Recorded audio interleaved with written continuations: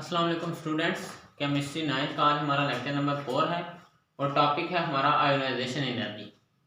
तो ionisation energy की definition और बाकी एग्जांपल इसकी समझाने से पहले एक जो बात जो आपको क्लियर होनी चाहिए वो ये है कि किसी भी एटम के अंदर जो इलेक्ट्रॉन होते हैं वो अपनी जगह पर अपने ऑर्बिट में अपने शेल में इसलिए कायम रहते हैं क्योंकि उन्हें जो इलेक्ट्रोस्टैटिक जो फोर्सेस हैं, अट्रैक्शन की फोर्सेस ऑफ अट्रैक्शन, वो उन्हें अपने उस ऑर्बिट में अपने उस शेल में कायम रखती हैं।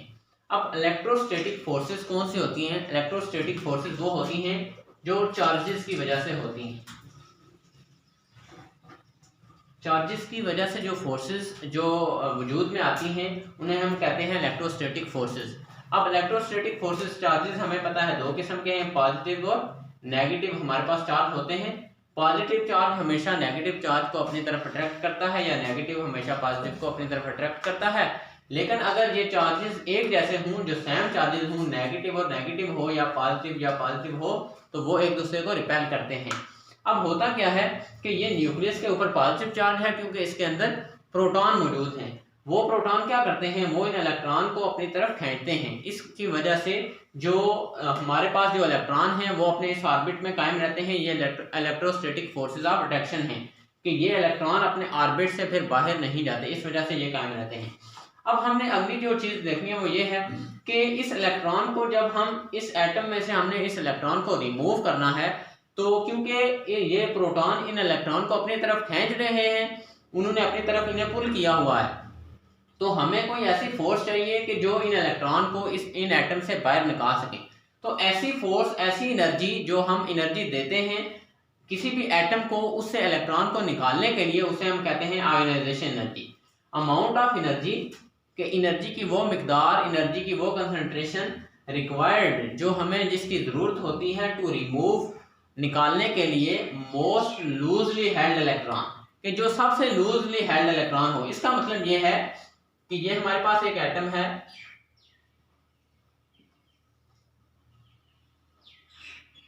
इसके वैलेंस शेल में ये जो इलेक्ट्रॉन है, इसको निकालने के लिए, इसको रिमूव करने के लिए, इसे हम कहते हैं मोस्ट लूजली हेल्ड इलेक्ट्रॉन, कि जो सबसे जो हमारे पास जो वैलेंस शेल में है सबसे लास्ट पे जो इलेक्ट्रॉन हमारे पास मौजूद है, उसे निकालने के लिए जो हमें एनर्जी चाहिए होती है, जो एनर्जी रिक्वायर होती है, अब वो इलेक्ट्रॉन किसका होगा? From an isolated.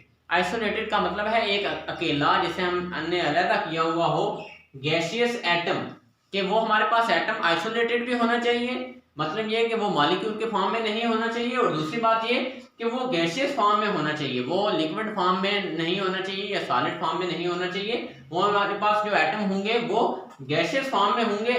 तो उन इलेक्ट्रॉन को जब हम क्या करेंगे, उस एटम से इलेक्ट्रॉन को रिमूव करने के लिए जो उस एटम को हम एनर्जी देंगे उसे हम कहेंगे ionisation energy from an isolated gaseous atom in ground state. और वो जो हमारा जो एटम है वो ग्राउंड स्टेट में होना चाहिए, मतलब ये कि ये नहीं होना चाहिए कि वो किसी भी एटम के साथ, दूसरे एटम के साथ रिएक्ट करके पहले ही स्टेबल हो चुका हुआ है। वो अपनी ग्राउंड स्टेट में जो उसकी असली हालत है उसमें मौजूद होना चाहिए, जितने उसमें इलेक्ट्रॉन मौजूद हैं वो उसमें प्रेजेंट होने चाहिए, वो उससे पहले हमने रिमूव नहीं किए जाने चाहिए, और या फिर ये हो कि वो मॉलिक्यूल के फॉर्म में नहीं होना चाहिए। अब उसके बाद जो अगली चीज है वो ये है कि आयोनाइजेशन एनर्जी इंडोथर्मिक प्रोसेस है। इंडोथर्मिक ऐसे, थर्म कहते हैं हीट को, तो इंडोथर्मिक ऐसा प्रोसेस होता है जिसमें हम कोई भी काम करने के लिए एनर्जी देते हैं, एनर्जी देकर कोई काम करते हैं, उसे हम कहते हैं इंडोथर्मिक प्रोसेस। तो आयोनाइजेशन एनर्जी इंडोथर्मिक प्रोसेस है क्योंकि इसमें एटम को हम एनर्जी देते हैं, जब हम एनर्जी देंगे तो वो क्या होगा, एटम जो है उसको हम रिमूव कर सकेंगे, इलेक्ट्रॉन को रिमूव कर सकेंगे उस एटम से। अब उसके बाद आयोनाइजेशन एनर्जी के यूनिट्स हैं, एक यूनिट है किलो जूल पर मोल और दूसरा यूनिट है इसका इलेक्ट्रॉन वोल्ट। लेकिन जो ज्यादा यूनिट हमारे पास यूज होता है वो किलो जूल पर मोल होता है, इलेक्ट्रॉन वोल्ट इससे बड़ा यूनिट है। एक इलेक्ट्रॉन वोल्ट 96.5 किलो जूल पर मोल के बराबर होता है। उसके बाद जो अगली चीज वो ये है कि ये एग्जांपल लिखी हुई है आयोनाइजेशन एनर्जी की, कि हमारे पास एक एटम है सोडियम एटम। अब हमने देखना है, यहाँ पर मैं बना रहा हूँ सोडियम एटम,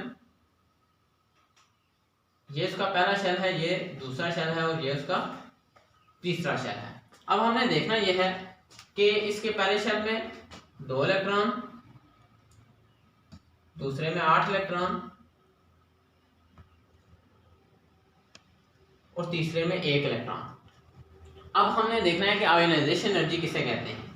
कि ये हमारे पास सोडियम का जो एटम है इसका जो मोस्ट लूजली हेल्ड इलेक्ट्रॉन है, मतलब ये कि जो सबसे जो आखिरी इलेक्ट्रॉन है जो वैलेंस शेल में इलेक्ट्रॉन मौजूद है, उस इलेक्ट्रॉन को, ये जो हमारे पास वैलेंस शेल में इलेक्ट्रॉन है, इस इलेक्ट्रॉन को रिमूव करने के लिए, यहाँ से निकालने के लिए जो हमें एनर्जी चाहिए होती है, जो हम एनर्जी इस एटम को देंगे तो ये फिर गैसियस फॉर्म में आएगा और इलेक्ट्रॉन को रिमूव करेगा, उस एनर्जी को हम कहते हैं आयोनाइजेशन एनर्जी। अब हमने क्या किया कि इसको एटम को, सोडियम एटम को हमने एनर्जी दी और ये इलेक्ट्रॉन यहाँ से रिमूव हो गया। अब इसका मतलब है ये इलेक्ट्रॉन यहाँ पर रिमूव हो गया तो इसका जो आखिरी शेल है वो जो है बिल्कुल खाली हो गया, तो ये शेल रिमूव हो जाएगा, सिर्फ इसके 2 शेल बचेंगे। अब ये हमारे पास सोडियम एटम नहीं, अब ये हमारे पास सोडियम आयन आ गया है, क्योंकि जब भी इलेक्ट्रॉन रिमूव होता है या इलेक्ट्रॉन जब ऐड होता है किसी भी एटम में, तो वो एटम आयन की फॉर्म में चला जाता है, वो एटम की फॉर्म में नहीं रहता। तो सोडियम एटम से जब इलेक्ट्रॉन रिमूव हो गया तो इसके ऊपर पॉजिटिव चार्ज आ गया, 1 इलेक्ट्रॉन रिमूव हुआ।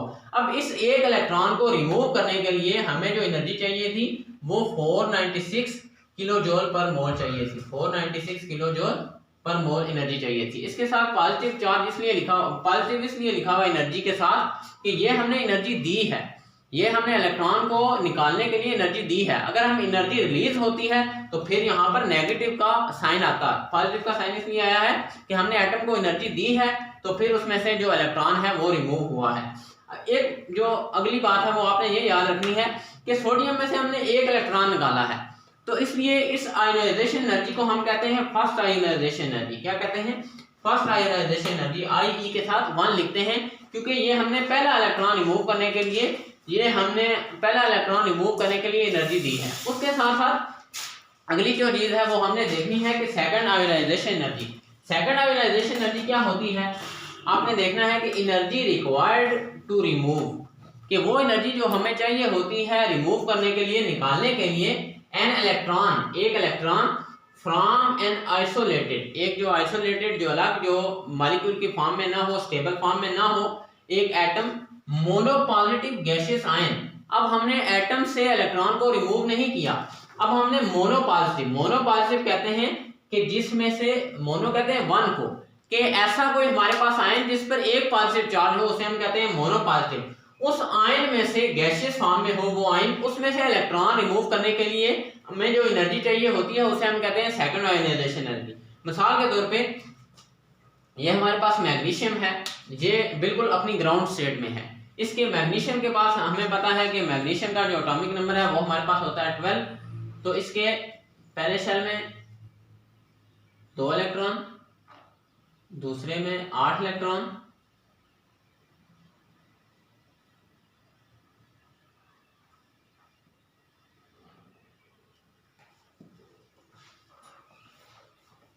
और तीसरे शेल में 2 इलेक्ट्रॉन।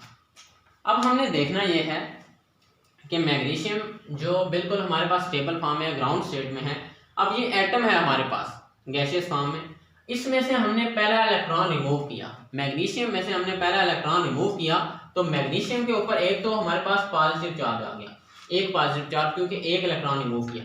अब हमने ये पहला इलेक्ट्रॉन रिमूव किया, इसलिए ये हमारे पास जो एनर्जी होगी वो हमारे पास फर्स्ट आयोनाइजेशन एनर्जी होगी, पहला इलेक्ट्रॉन रिमूव करने के लिए।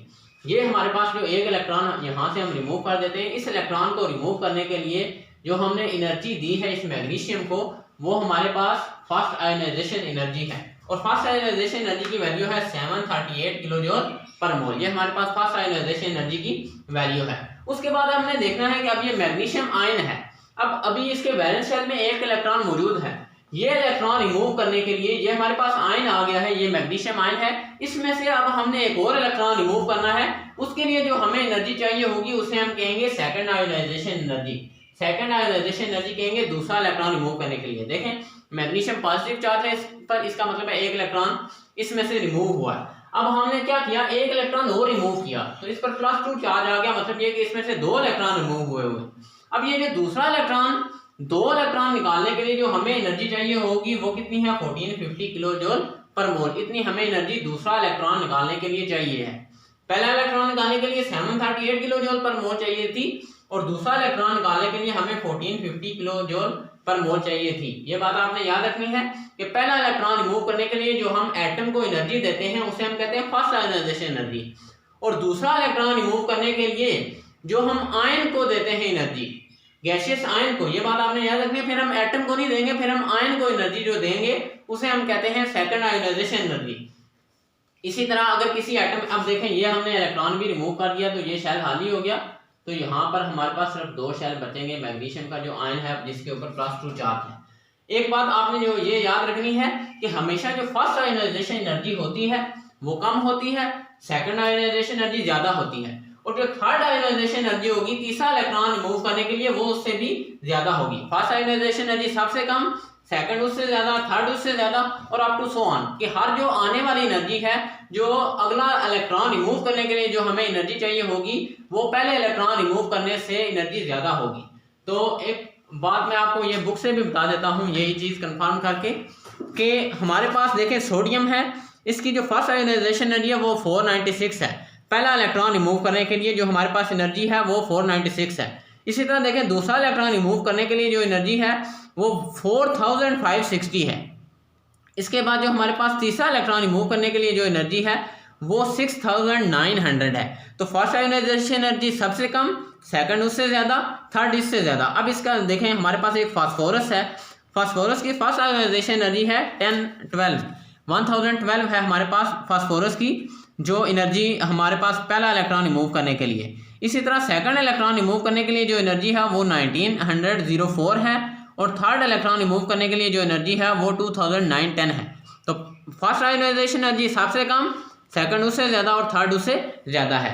तो आयोनाइजेशन एनर्जी का जो हमारा ये टॉपिक था इसमें आपने देखा कि जो आयोनाइजेशन एनर्जी कहते हैं amount of energy required to remove most loosely held electron, कि जो सबसे जो वैलेंस शेल में हमारे पास इलेक्ट्रॉन मौजूद है उस इलेक्ट्रॉन को रिमूव करने के लिए वो इलेक्ट्रॉन कहाँ से रिमूव होगा, आइसोलेटेड गैसियस एटम, एक ऐसा एटम जो आइसोलेट हो, बिल्कुल अलग हो और वो गैस की फॉर्म में हो, गैसियस स्टेट में हो, और उसके बाद ये कि वो ग्राउंड स्टेट में हो, ठीक है, गैसियस फॉर्म में हो और वो ग्राउंड स्टेट में हो। उस एटम से इलेक्ट्रॉन रिमूव करने के लिए जो हम उस एटम को एनर्जी देते हैं उसे हम कहते हैं आयोनाइजेशन एनर्जी। इसकी 2 यूनिट्स हैं, किलो जूल पर मोल और इलेक्ट्रॉन वोल्ट। इलेक्ट्रॉन वोल्ट जो है वो बड़ी यूनिट है, एक इलेक्ट्रॉन वोल्ट 96.5 किलो जूल पर मोल के इक्वल होता है। और इसी तरह हमने इसकी एग्जांपल देखी कि सोडियम है, सोडियम में से जब हमने इलेक्ट्रॉन रिमूव किया तो जो हमने एनर्जी दी वो हमने 496 किलो जूल पर मोल इसे एनर्जी दी तो इलेक्ट्रॉन हम रिमूव कर सके। उसके बाद ये कि आयोनाइजेशन एनर्जी एंडोथर्मिक प्रोसेस है, मतलब ये कि हम एनर्जी देंगे तो इलेक्ट्रॉन क्या होगा, रिमूव होगा। उसके बाद अगली बात ये कि हमारे पास फर्स्ट आयोनाइजेशन एनर्जी वो होती है जब हम किसी एटम को एनर्जी देते हैं और उससे इलेक्ट्रॉन को रिमूव करते हैं, और सेकंड आयोनाइजेशन एनर्जी वो होती है कि जब हम किसी आयन को एनर्जी देते हैं और उससे दूसरा इलेक्ट्रॉन रिमूव करते हैं उसे हम कहते हैं सेकंड आयोनाइजेशन एनर्जी। यहाँ तक ये आयोनाइजेशन एनर्जी का टॉपिक है। अब हमने इससे आगे पढ़ना है कि आयोनाइजेशन एनर्जी का जो ट्रेंड है वो अलॉन्ग द पीरियोडिक टेबल क्या है, ग्रुप्स ऑफ पीरियड में उसका ट्रेंड क्या है।